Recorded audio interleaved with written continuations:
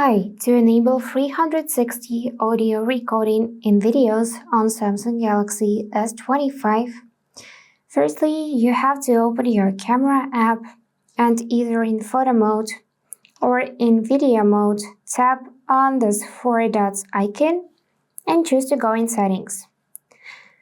After that, scroll down till you could see tab advanced video options, choose it, scroll down again, and find 360 audio recording.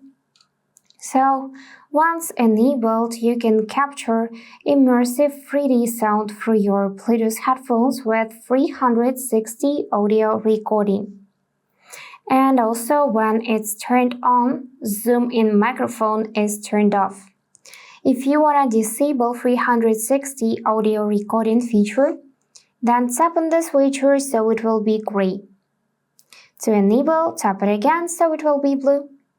And if something is not working for you, then make sure that you have connected your earphones because without them you won't be able to use this feature.